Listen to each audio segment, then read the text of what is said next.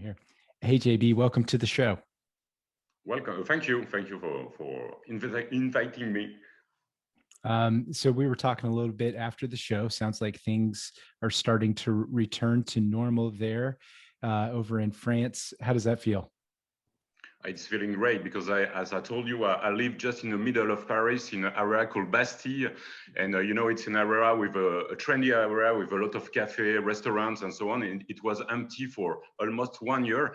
And now my street is almost crowded as 12 months ago. So it's great. We can have drink with the sun. And I think we'll get back to full normal life in 1 month.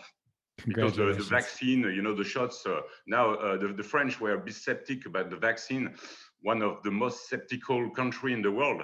But in 2 months, all the opinion turns their mind. And now I think 80% of the people want to be vaccinated. So it's great. Well, congrats. I have my 2 shots, so I think I'm lucky because I'm 50, so that's why. Well, I'm sure you're looking forward to being able to enjoy some time out. That'll be exciting. Yes.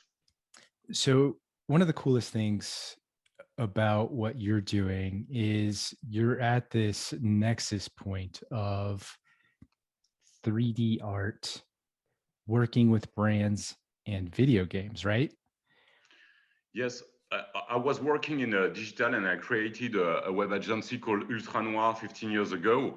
And I think the creativity through mobile or website was not so exciting to me because I love 3D, I love interactive things. And when the virtual reality came out 5 years ago in the States with the first Oculus, for us, it was a great hope for a new territory of creativity, immersion, and so on. So I decided to create Monochrome. At the beginning, it was an art gallery, and we wanted to create artwork in virtual reality with artists. And we found a location, a little gallery near Beaubourg, who is the biggest museum in Paris, contemporary museum, modern art. But I have to admit the business model was not really here to use virtual reality, create artwork, because I thought that art need a new tool, a new medium to express. And I think virtual reality is just to create new world. And the cool thing with that is that you're not a spectator, you're not watching an artwork, you're an actor of this artwork. So I thought it was interesting. But to be honest, the business model was not here. So that's why after we use real-time 3D to work with brands.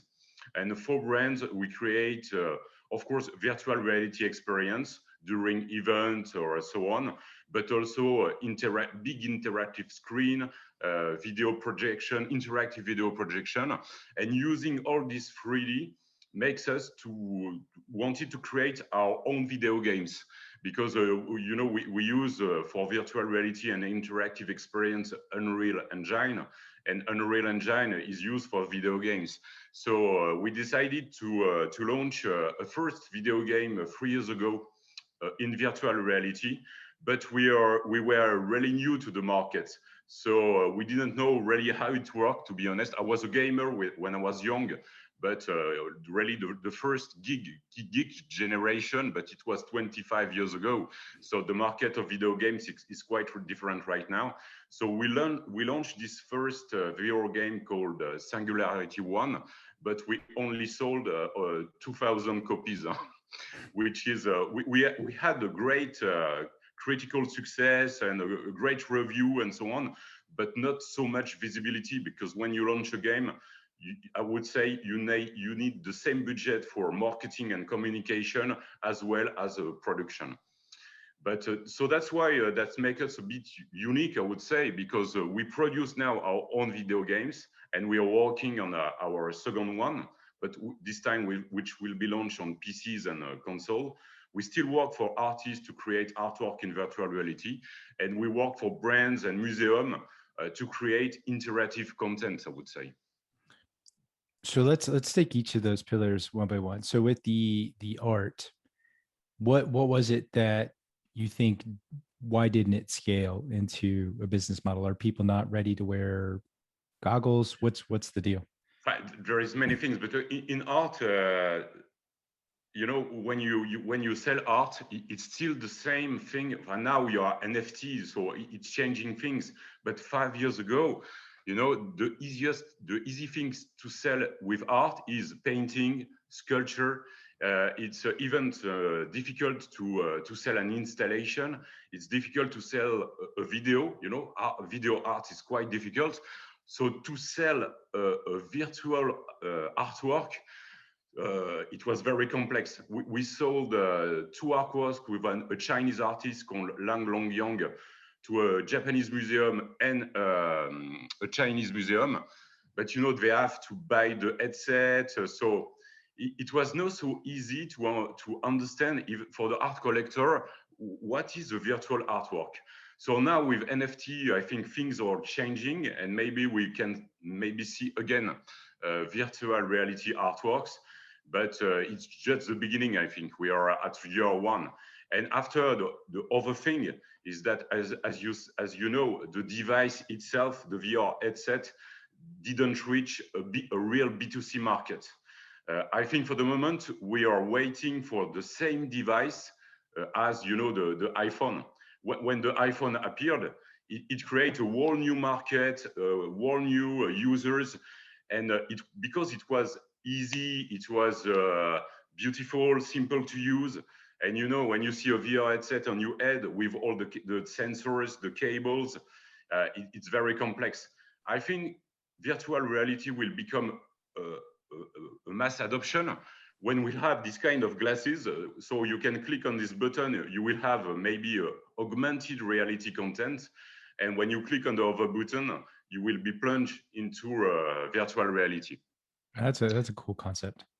But after, we truly believe there is also one thing that we are working on is the, you know, the metaverse, because of course I think many people have seen Ready Player One with the Oasis, but I think once we have the killer device for virtual reality, it will be the year one of the metaverse. Nice. So now, are there any plans that you all are thinking about in terms of NFTs to leverage those? But for the moment, maybe you a know, 2D? the NFT market, because we were really at the beginning of the virtuality market, and when you are Yes. at the beginning of the market, you take a lot of risk, Yes. you know, because the business model is not here. So when I see the price of some NFT piece going up and down, I think for the moment the market is just at its beginning. So I think as we are right now working hard on our second game, I think we'll wait a few months once Sure. the game is released to go back to virtual reality, artwork, and NFT, I think. Got you. And so, yeah, it is highly speculative right now. But that's also in my mind, one of the most exciting things of everyone in the space that's moving towards creating the concept of a metaverse, is because it's everybody is a discoverer, and everybody's on this journey to try to figure this thing out, both themselves and as a collective, which makes it really fascinating for this period of time. Yes, we see one thing, because I think the other thing that is very important is the gaming industry, because for 3 or 4 years now, we are saying to the brands, you need to go into this market, because it's one of the biggest market of the world. It's even bigger than music and entertainment. But when you see the brands are not very familiar with this sector, we can see some partnership. You know, a French brand like Louis Vuitton made a partnership with League of Legends. You can see Gucci with Animal Crossing. But for me, it's just really the first step. And maybe one day the brand will create their own video games. But of course, these video games will not be to kill soldiers or something like that. But it will be something quite similar to the metaverse, I think. When I was 25 or 30, there was something called Second Life. And Second Life, it was already a metaverse and 3D. At this period, I was working in IBM, and I remember that we create a space in Second Life. Well, I think at this period we have less than 1,000 visitors into this space. But I think that now we have the technology, we have the maturity to build this metaverse. After, the other thing is that the metaverse already exists, because when you spend between 5 to 8 hours on a mobile, you are already in a digital world. But I think it's getting less and less interesting, because when you see people spending 6 hours on their mobile and seeing 3,000 different content, what's the sense of this? What do you remember? And I think when you go into a kind of metaverse experience or gaming experience, you will spend 10, 15, 20, maybe 1 hour. And it's also a different approach of time. I think with the mobile, we are always in the instant time. We are always running after the time. And I think we need a new digital world, or where the time is has its own place, I would say. So what I hear saying is that it would be like, if as we develop the metaverse to make it immersive, where you're sort of separating from the constant checking time frame of the physical space and the phone, and then have something a little more dialed down. When we did some virtuality experience during event, it has been tested by more than 6,000 people, and the average time of our experience was about 15 minutes. And when the people remove the headset, they have the feeling that it was only 3 or 4 minutes. But when you see on a social network, people spend in average 3 seconds on the content. Even 3 minutes, it's incredible now. So I think it's a new way of approaching the digital content, I would say. Alors, of course, when you see Fortnite, now they are doing events in Fortnite. And when you see the players of Fortnite, sometimes they meet in Fortnite without playing a game or a challenge. It's just now a social place where you have your avatar and you will talk with your friend through your avatar. And when you see the Travis Scott concert that has been done in Fortnite, it's an event that 2 million people has been watched, 20 million on YouTube. It's incredible, and it lasted almost 2 hours. It was inside the video game. So I still think it's maybe the future of entertainment and so on. Of course, the pandemic that we have, when we could not go outside, everybody thought that the metaverse will be here at the end of the year, I would say. But I think now that we get more freedom, I think maybe people we want to get out, seeing friends in the nature, and maybe slowing down on digital addiction, I would say. But I think the metaverse could propose a much better digital world that the mobile ecosystem right now is offering. Because, we did in virtual reality, we did a museum in virtual reality. And we spent some afternoon with teenagers. And teenagers, I have a daughter of 16 years old. It's very difficult to take her to the museum. But when they use a VR headset to be plunged into this museum, for them, it's like being in a video game. So you speak their language. And in this virtual museum, or you have some little challenge, like video games, maybe find this sculpture or find this painting. You have a little challenge, but the teenager spent 1 hour in this virtual museum with a lot of interest. And when you interact and play with the content, you always remember. You always remember what you're seeing. And opposite of a teenager spending a lot of time on TikTok, for example, when you say at the end of the week, what did you have remember? What did you have learned? It's not so much, to be honest. It's interesting. A lot of conversation attached to the metaverse is around education. So it's interesting that your personal experience of with your 16-year-old daughter and the engagement and the positive feeling towards being in that virtual environment and the ability to retain information on things and topics that currently may not be of interest, but doing them in this new immersive digital format that Gen Z, et cetera, is attracted to, all of us, but they're Yeah, born with it.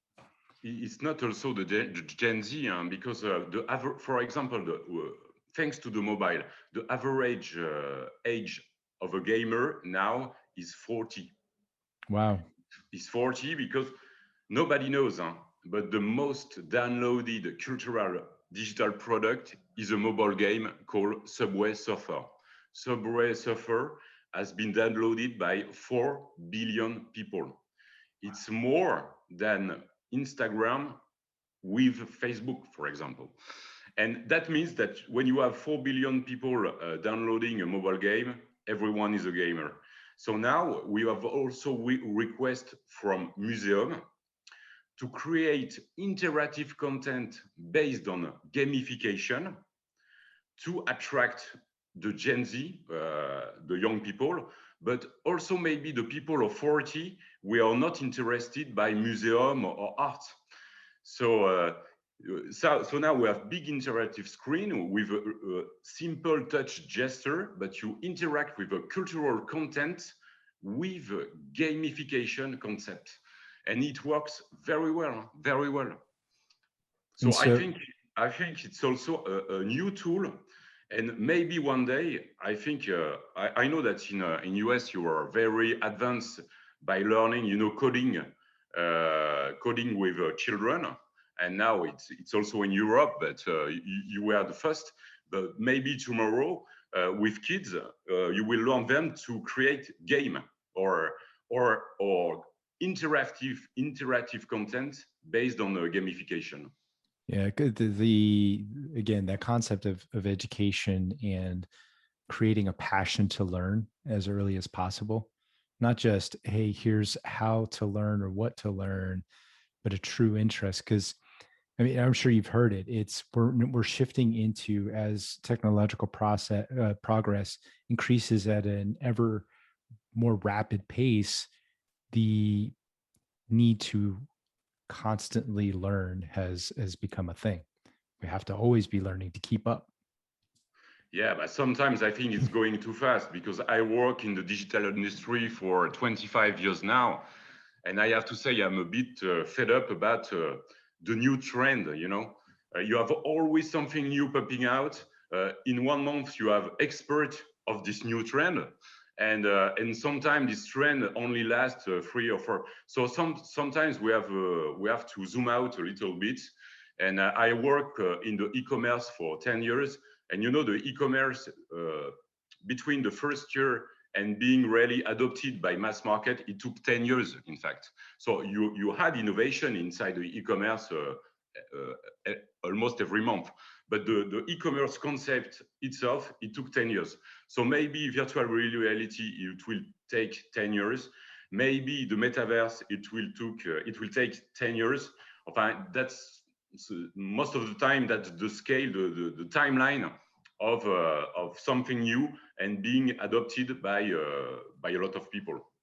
So how are you navigating in your mind on the one hand the push to build, and then on the other everything's flying at you to stay balanced? Sorry, can you Sure. So right, it's going fast on this one hand, and so you like there's these certain things that just they pop, and you see, like you said, they only last for a little while, and you have an instant expert or whatever. How do you navigate that noise while also pushing forward, building this new technology? Well, I think you always get back to your values, I think. And because I'm really as I said, I'm the first generation of geek, I would say. And I'm really passionate about my work. When I was at the beginning of I would say, the professional internet, and for me, it was fantastic. The way to share information with somebody at the other part of the earth, it was incredible. So I'm still passionate about this virtual world. But for me, we, this has been created to to enhance knowledge sharing, educate people, creativity. I remember that Jack Ma, Jack Ma, who founded, he wanted to create a new school in China. Well, he had some political problem, but it's another subject. But he wanted to create a new school for the new what a human will be tomorrow, and what differentiate a human from a machine, from intelligence artificial and so on. And for him, it was to learn, to create, and to share with your children, of other people. And I think if the metaverse exists, of course, it will be a space where you can buy, when you can sell. But I hope also that it will be a space when you can create, learn, and so on. So I always stick to my values. So that's why I was a bit away with social network and so on, because when the social network appears, it was fantastic. You can talk with some people all over the world. But now, I don't know in US, but in France, every day you have scandal in the news with social network, and it has a strong impact on the way you live, on democracy and politics and so on. So I think on this one, I was a bit disappointed, I want to say, because the algorithm, they work on quantity. So of course, a bad news is always most shared than a good news. The human It's like mind that, is more attracted to it. Yeah, the human is based like that.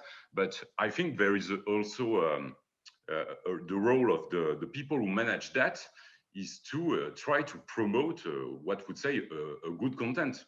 And a good content, you don't have to go in a deep philosophical concept to say what is a good content or not. So that's why I stick to my values, and I try to be at the way a bit away of all this noise. I try to follow some people that I found interesting in the vision of the digital, like Tim Sweeney.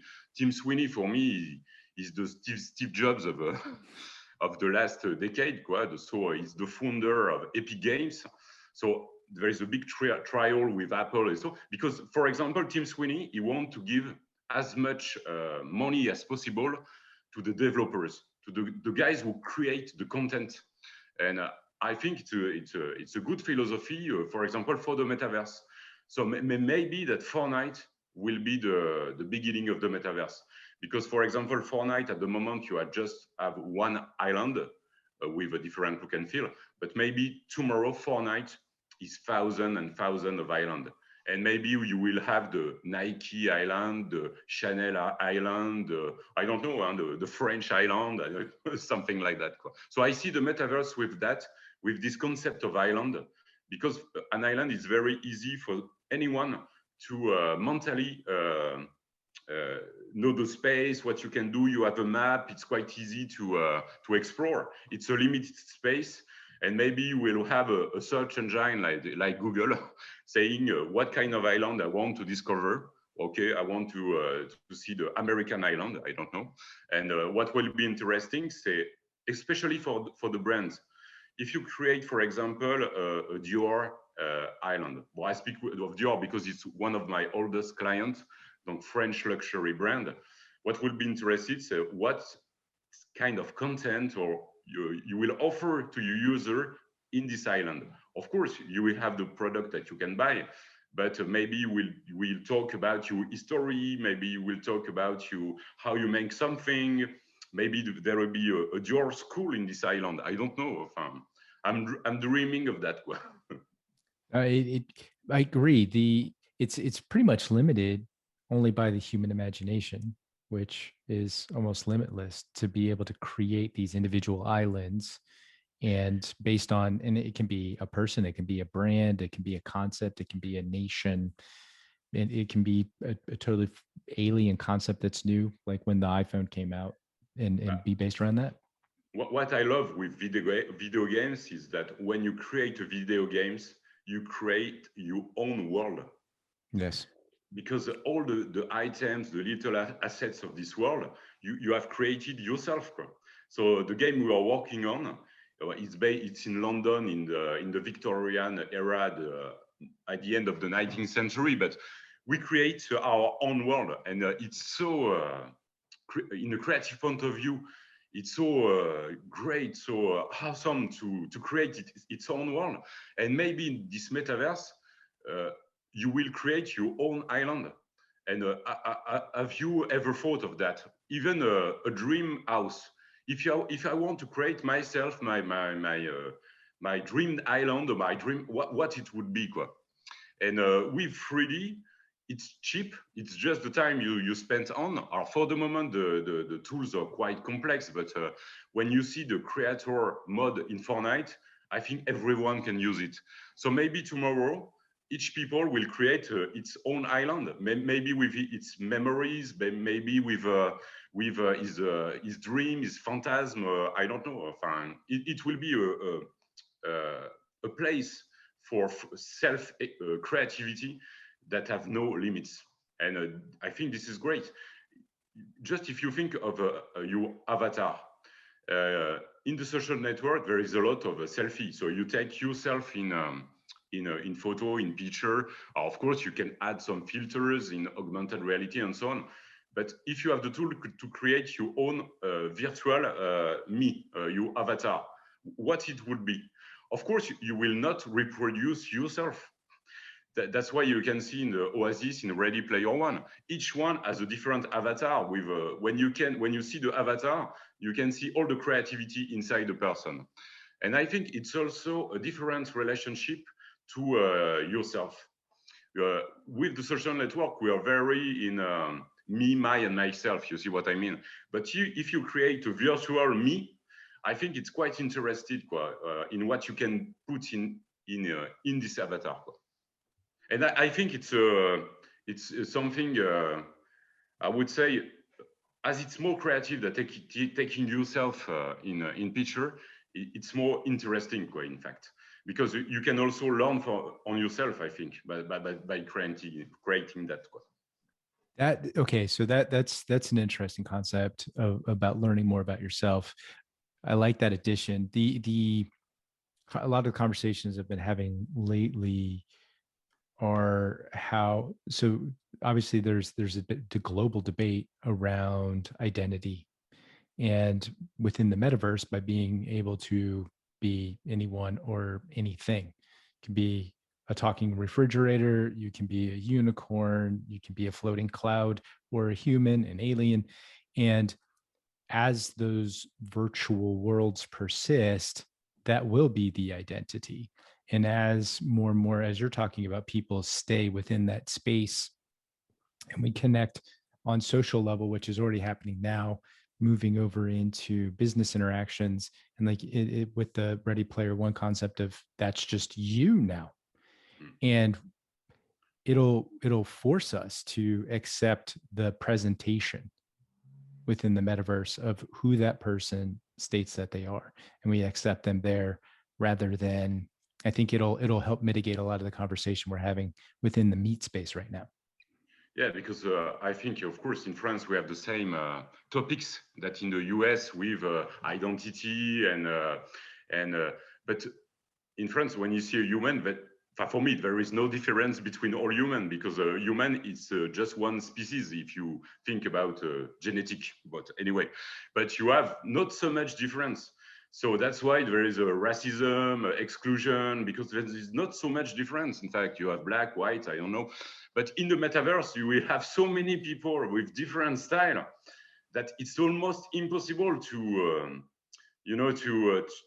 create I would say, silos with, because it will be impossible to categorize people, in fact. It'll Because be a now unified human consciousness. Yeah. yeah, because now you almost asking to people to design yourself in a category. So are you black, are you white, are you gay, are you lesbian? Honest, I don't care. You have can to be fill it whatever out you on a want. form. Yeah. Yeah, you can be whatever you want if the only rule that exists is that you don't hurt anyone, Yes. once you are an adult. But in the metaverse, it will not exist. It will be maybe almost impossible. When you see in the Ready Player One, what categorizes people, is the planet, because some of the players always go to the Doom planet to a fight. Some people, but the avatars are really, really different. We're complex creatures with a multitude of interests. And so wherever we want to spend our time, we should be able to build that and hang out there. Again, using the do no harm model. A personal question, do you remember the first video game you played? The first video game? Yeah. I played it. Yep. I'm a bit ashamed of that, but it's Pong. No, I mean, that's the game. The two. Sure. But it was the first video game ever created. And the first time I have played with the video game it was in I think 77 or 78. So there is some little consoles that does not exist anymore. But the first video game I played it was Pong, and you have other game based on the same concept. So you have basketball, but it was just that with a little you have to put in the square. But it was incredible to have, because I'm the generation of television. Yes. So we were watching the television in family and so on. And for the first time, I was interacting with this object. I was watching, I have to say, for hours. But as we use the television as a monitor to play the game, it was incredible to have this interaction with this television that we were watching, in fact. My mom told me that the television was broken for an entire summer when I was a little kid, so I would play outside. Yeah, well, I am from the countryside, so my parents always told me you have to find a balance between playing outside and playing on video games, for example. It's interesting how things have shifted over time. What are you attracted to in the gaming space now? What are you building? What do you want to build? Where do you want to take it? Well, after as I said, I have learned a lot, because the market has changed a lot. When I was when I was more involved when I was on in the video game. Now you have several levels of video games. You have the AAA, it's the big game like Fortnite. After you have the AA, the A, and we are in the what we call the independent market. Mm. So in the independent market, also you have several levels. So you have, and I think what we try to do is to be at the top of the independent market, because you have to know that every day 100 games are released every day, 100 games. But in that, it includes everything, a game done by a student and so on. But it's quite very complex to emerge. After, when we're talking about independent gaming, you have to know that when a new studio released a game, 90% of the studio will close after the release of this first game. Because it's so hard to have the visibility of your own game inside this market. It's very hard. After, I'm a Switch player, because on the Switch, you have the kind of gameplay of the game I loved when I was a teenager. But of course, more evolved with a lot of graphics. But at my generation, it's quite difficult to go on Fortnite with... But I know that now what is very important in the gaming is the social experience. When you talk to kids or to people of 20, Gen Z, they go to gaming to play with their friends. And it's for in an independent studio, it's very complex to build multiplayer games, because the cost of the hosting is very expensive. So before you have a community to buy assets inside your multiplayer game, it's quite difficult. But now for me, gaming is really a social experience. When you see Twitch, for example, by Twitch 2 years ago, it was only content of video games, of players playing video games. Now on Twitch, you can find some people talking about everything. And now the gamers on Twitch, they look at video games, but they can look a streamer about politics, about ecology, about many things. So I think it will be the same. It's the same with video games. And the video games we have evolved that inside the video games, like Twitch, you can do a lot of things. There is something about that live interaction. I was having a conversation with a VR designer and very much focused on the experience side of things. And he came across an individual who put a 3D camera in his loft. And so you could just sit live within that space. And he said it was a good feeling to be able to just plop down next to another human. So I hear what you're saying with the immersive. So is that something that you're now building into your development? Yeah, because I think also what we say, gaming will be the media of the 21st century for sure, and immersion will be I would say, the medium, the things. Because just in my area, there is something called Atelier des Lumières. But, you know, it was an old big building, and you know, you have the same in New York. I don't remember the name, but you know, you have video projection all over yours. And you have a feeling of immersion inside the image, which is incredible. And in fact, immersion, it's the ultimate step. That's what we call the fourth wall in fiction. You know, it just you cross your screen to enter into your screen. And I think that's the next step of interact with content. I think this object is the last object when we will watch a screen. The next era will be inside the screen. In fact, I'm looking forward to that, or even with the augmented reality. So when I'm speaking to you, if I could kick back and have you panoramic, and no matter where I'm looking, there you are, and you always feel like I'm looking at you, and there's more real estate to work with. That could be a lot more comfortable experience than, like you said, being locked into a phone or a laptop or a tablet. For the moment, we did several experience with augmented reality, but for the moment, for me, the technology is not here. Well, I saw that Snapchat will release the new version of, you know, the spectacles glasses, but because it's very complex, augmented reality. It's more complex than virtual reality, because you have to scan the reality and add a virtual layer. And to scan the reality, it's very, very, very complex. You need a lot of calculation, rendering power. And I think it will be possible maybe with streaming, you know, because the problem with the mobile is the graphic card is like that. And with a graphic card like that, the thing that you can do right now is already incredible. But the power is very limited.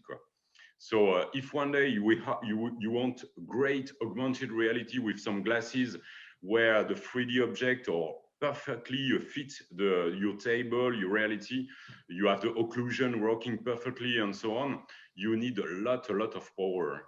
So I think it will be maybe possible with 5G and streaming calculation computing. Yeah, from what I've been reading, we're doing a lot on the battery space. Same size, more power, longer lasting, etc. So to your point, we'll need to, if we're gonna, with AR, if we're gonna be moving around, especially say for like medical purposes, we would need something that would keep that powered. Wouldn't want that to go off in the middle and go black in the middle of a surgery or something to that effect. Yeah, and also maybe augmented reality could be a step before the metaverse in virtual reality, because you still have a link to the reality. After, I think it depends on what you want to do, in fact, in your day. If you want to spend 1 hour in the metaverse in a crazy planet, okay, I go. If you want to transform my living room into a museum, maybe I will use augmented reality. I think we have many immersive possibility depending of what you want to do every day. When the time comes and you're building the JB Island, what does that look like? Well, I think I'm interested with a lot of stuff. I'm interested by history, art, and science. So I think it will be my all the things I love the most in history, art, in science. I go to the Louvre every week. Wow. And I love old painting. But of course, it will be impossible for me to own a Leonardo da Vinci painting or a Vermeer or Raffaello painting. So I would create first my ideal museum with all the pieces I love the most. And I know I will know that it would be not real. But once you know that it's not real, I think it's okay, in fact. It just to have this feeling. But what I'm expecting the most is when the quality of the virtual world will be the same as reality. I don't know if I will know that, because your brain believe what it sees. Yeah. The seeing is 80% of your senses. So your brain just believe what it is. So when we have this virtual world with this realistic quality, and Unreal 5 has been released at the beginning of the week, and so it's the new version of Unreal Engine, and it's the first step to what they call photorealism. And it's the first step of 3D to reality. And I'm curious about that. And maybe this day it will be quite dangerous, because you will not make the difference between virtual and reality. And it could be a danger, of course. Sure. There's, with all tech, well, with anything, I mean, you have dangerous ideas in books, and that can take humanity down a wrong path. And there's the positive. I'm an optimist, and I believe that we at least have 51% people wanting to do good things, and that's our tipping point. So even if you have a chunk of people that would like to do the dangerous things, that I have a high hope that humanity wins out overall. But I think the technology has a crucial role into humanity. I think technology, that's one of the reasons we are here in this planet, and why we are, I think, the only species to can create this kind of stuff. After, I remember the testimonial of Steve Jobs, and he said that I have created great products, but by the end, is it good for humanity or not? I think it's the only question to all the people that create technology right now. Of course, you have business goals, and it's great. Also, I want to gain some money. I'm not here. But I think is this technology that we are creating is good for humanity and its future, and now it's very linked to the planet, or not? I agreed. So the other piece that we originally talked about was your work with brands. Are there any stories that you can discuss there on what brands are looking for, what type of projects are being done? It's very interesting, because we work mainly for luxury brands, because in France we have all these fashion brands, luxury brands, and so on. Sure. When we were talking about video games, I think 3 or 4 years ago, they almost called security, saying, what are you talking about? Gaming, it's for teenagers who are in the bedroom, asocial, and so on. But when you look to sneakers, now every luxury brand has its sneakers collection. And 5 years ago, it was unimaginable. You can imagine that a luxury brand will launch sneakers. For them, sneakers, it was maybe a premium product, but it was not a luxury product. But now, when we talk with brands about gaming, they are very, very interested. For the moment, as I said, it's almost partnership.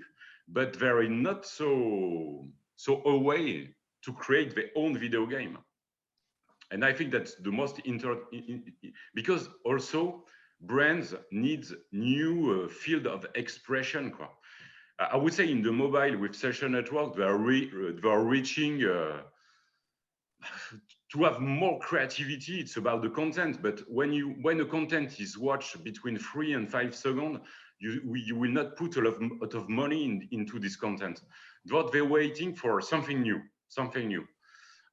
Maybe it will be VR, maybe it will be gaming, maybe it will be a mix of that. Maybe it will be in 5 or 10 years, but maybe it will be quicker than we thought. Taste a little bit of everything, and as something emerges as that's gaining a lot of attention, obviously move in that direction. I think many things will merge in the next year. Gaming, digital, immersion, it will merge, and I think once it's merged, maybe that's what we call the metaverse. If a client were to drop an ideal project on you, what would you want to build? What sounds exciting right now?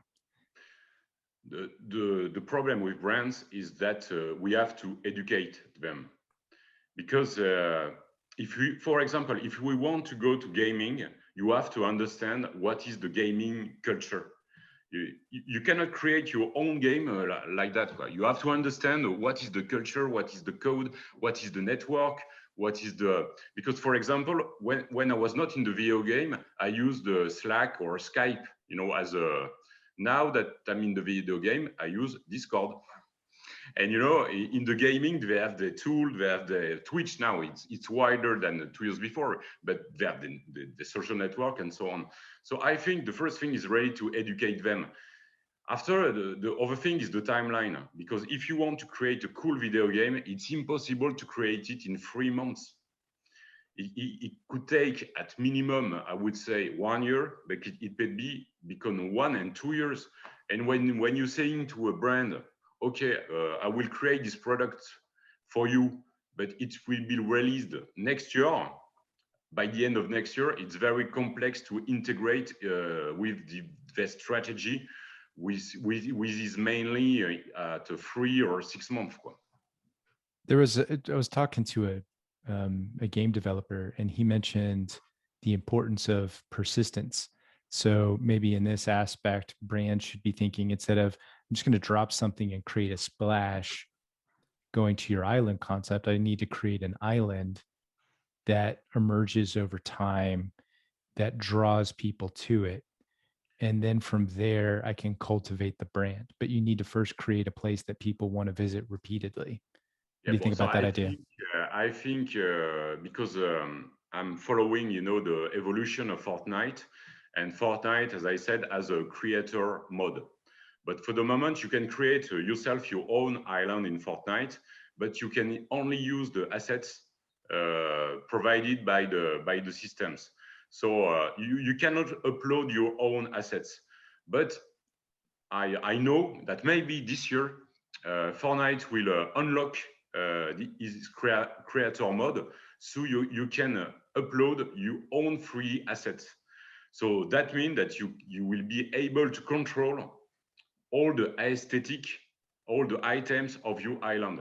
And I think for a brand, it will be less risky in terms of time, budget, and audience to create its own island in Fortnite, because all the technical is here.